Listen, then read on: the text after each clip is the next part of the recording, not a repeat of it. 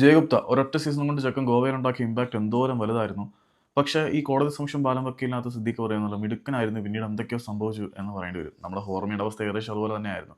ആദ്യ സീസണിൽ F C ഗോവയുടെ വിങ്ങിൽ നിന്ന് കത്തിയ ജയഗുപ്ത രണ്ടാമത്തെ സീസണിലേക്ക് വരുമ്പം അത്ര മാരകമായിട്ടുള്ള പെർഫോമൻസ് കാഴ്ചവെച്ചോ എന്ന് ചോദിച്ചു കഴിഞ്ഞാൽ സംശയമാണ്. ആ ലെവലിൽ പെർഫോമൻസ് വന്നിട്ടില്ല. പക്ഷേ തങ്ങളുടെ വിങ് ബാക്കുകൾ കൂടുതൽ ശക്തിപ്പെടുത്താൻ ആഗ്രഹിക്കുന്ന ഈസ്റ്റ് ബംഗാൾ എഫ് സി ജയഗുപ്തയെ തങ്ങളുടെ കൂടാരത്തിലേക്ക് കൊണ്ടുവരാൻ തയ്യാറെടുത്തിരിക്കുകയാണ്. പഞ്ചാബിൽ നിന്നും അവരുടെ സൂപ്പർ വിങ് ബാക്ക് ആയിട്ടുള്ള അഭിഷേകിനെ തങ്ങളുടെ കൂടാരത്തിലേക്ക് എത്തിക്കാനുള്ള നീക്കങ്ങൾ ഈസ്റ്റ് ബംഗാൾ വളരെ തകൃതിയായിട്ട് നടത്തുന്നതിൻ്റെ ഇടയിൽ കൂടിയാണ് അവർ ഗോവയിൽ നിന്നും ലെഫ്റ്റ് ബാക്ക് ആയിട്ടുള്ള പയ്യൻ ജയഗുപ്തയെ കൂടി സ്വന്തമാക്കാൻ ആഗ്രഹിക്കുന്നത്. ഏതായാലും തങ്ങളുടെ വിങ് ബാക്കുകളെ ശക്തിപ്പെടുത്താൻ ഈസ്റ്റ് ബംഗാൾ ആഗ്രഹിക്കുന്നു എന്നാണ് വളരെ ക്രെഡിബിൾ ആയിട്ടുള്ള ഈസ്റ്റ് ബംഗാളിൻ്റെ വൃത്തങ്ങളോട് ചേർന്ന് നിൽക്കുന്ന സോഴ്സുകളിൽ നിന്നും കിട്ടുന്ന റിപ്പോർട്ട്. അപ്പം ഈസ്റ്റ് ബംഗാൾ തങ്ങളുടെ വിങ് ബാക്കുകളെ പ്രബലമാക്കുന്നതിൻ്റെ ഭാഗമായി അഭിഷേകിനെ ടാർഗറ്റ് ചെയ്യുന്നതിനോടൊപ്പം തന്നെ ജയഗുപ്തയും ടാർഗറ്റ് ചെയ്യുന്നുണ്ട്. ജയഗുപ്തയെ ഗോവ വിട്ട് കളയുമോ എന്നുള്ള ഒരു ചോദ്യചിഹ്നം തന്നെയാണ്. ജയഗുപ്ത അപാര ടാലൻ്റ് ഉള്ള പ്ലെയറാണ്.